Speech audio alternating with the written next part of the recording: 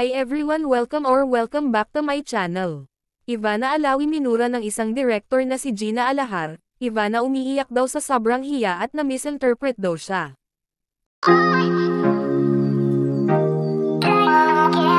Hindi lubos akalain ni Ivana Alawi na ang kanyang pagiging mahiyain at pagiging tahimik ay ang maging daan para murahin siya ng isang director na si Miss Gina Alahar, kung saan ay nakasama daw niya ang naturang director at hindi daw niya lubos may isip na murahin siya nito sa harap ng maraming mga kasama. Sabi ni Ivana, tinawag daw siya ng director at minura sabay sabing, "Ikaw hindi ka marunong mag-hello at bumati at makichikahan sa amin," sabi ni Direk Gina. Kwento ni Ivana. Nagsorry naman daw siya ngunit naging dahilan ito ng kanyang pag-iyak. Sa kabila nito ay nanatili pa rin daw ang pagiging tahimik niya at hindi pa rin nawala ang pagiging mahiyain.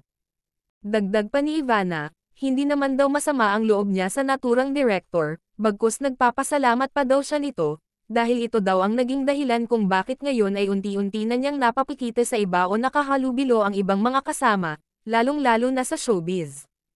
Napag-usapan ito sa naging vlog ni Ivana Alawi, kung saan ay nakakalab niya ang kapuso actress na si Barbie Forteza, na itinuturing ni Ivana na isa sa mga artistang mabait.